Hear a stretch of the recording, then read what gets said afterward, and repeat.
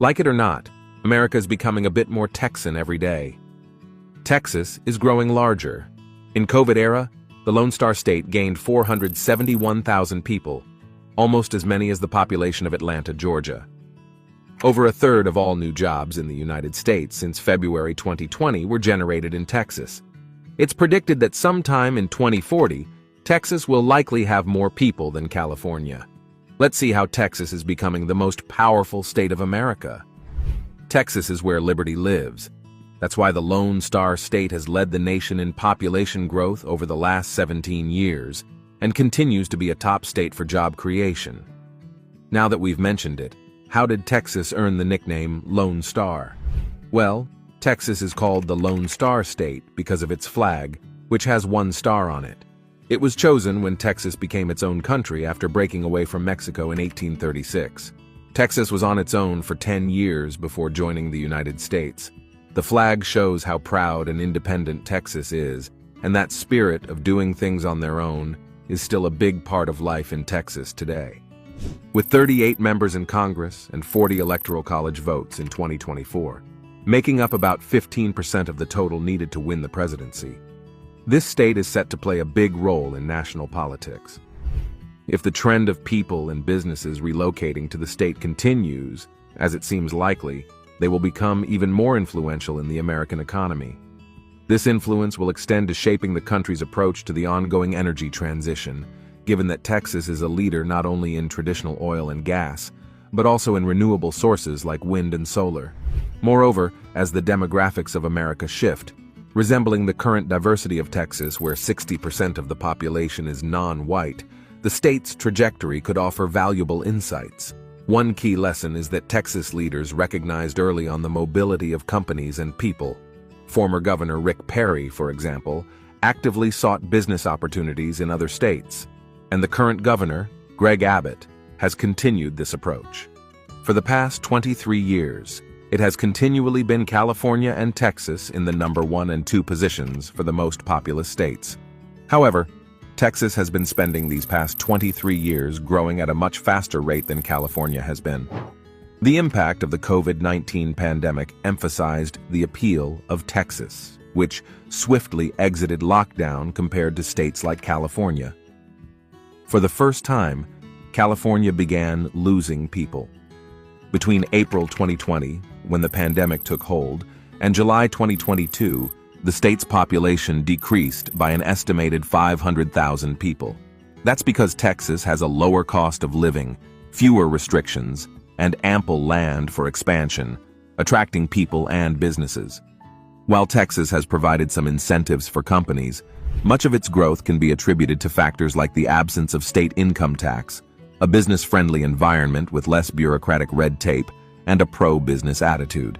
Despite criticism of the state's strong conservative politics, as demonstrated by Governor Abbott's attention-grabbing actions, such as sending undocumented immigrants to other states, these moves have not seemed to deter many from moving to Texas. It remains to be seen whether recent controversial laws, like the restrictive abortion measures, will have a big impact on this trend. However, it doesn't seem so. Texas teaches us some other important things.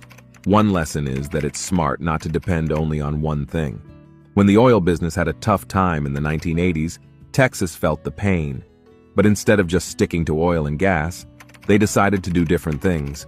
Finance and property businesses grew, and each big city in Texas found its own strengths, like tech in Austin, energy in Houston, and finance in Dallas.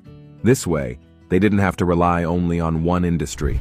Another lesson was to be careful about spending. Texas used to have a government that didn't spend a lot of money. It didn't invest enough in important things like education and roads.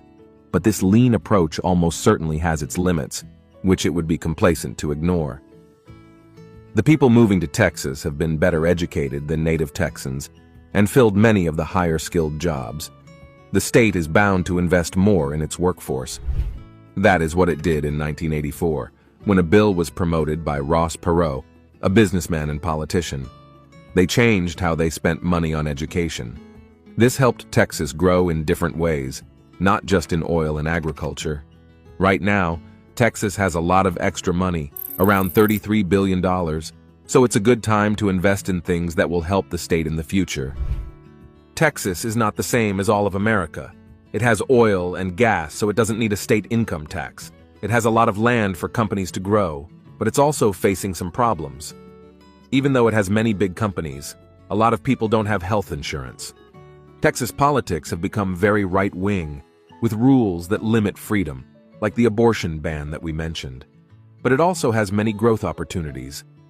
Texas is not just big in terms of money and people. It is deep in the U.S. military-industrial complex, hosting a great portion of the nation's military infrastructure and bases. They've got 15 military bases. These bases aren't just about soldiers, they're like big supporters of local businesses and job creators for lots of different industries. One place is Round Rock, where tons of military people live. It's like a hub for them, and the city is all about helping businesses grow. In Austin, they've got this place called the Austin Center for Manufacturing and Innovation. It's a zone for coming up with innovative ideas for making things. So, Texas isn't just about cowboys and oil, it's a big deal for making planes, keeping the country safe, and coming up with new manufacturing ideas. Texas also has one of the largest clusters of aerospace industry workers in the country. The state is home to the headquarters for 2 international airlines, 2 of the world's busiest airports, and NASA's Johnson Space Center. It's where the first military flights took off, and where Neil Armstrong and Buzz Aldrin trained for the Apollo 11 mission. Now, despite all the missions on the moon, it is also becoming a hotspot for beach vacations. People from all over the world, like Canadians, Asians, and Europeans, are packing their bags and heading to Texas for some beach fun. Places like South Padre Island and Galveston are drawing in sunseekers with their beautiful shores. Rockport Beach is also on the list of many people. Texas is pretty awesome for many reasons. They have huge farms growing all kinds of stuff, and they're big on beef. The steaks and barbecue are top-notch. They're also crazy about country music and much into space science. When it comes to education, they really care about it. Sports are a big deal too, whether it's football, basketball, or rodeo. And of course, there's that classic cowboy vibe with hats, boots, and lassos.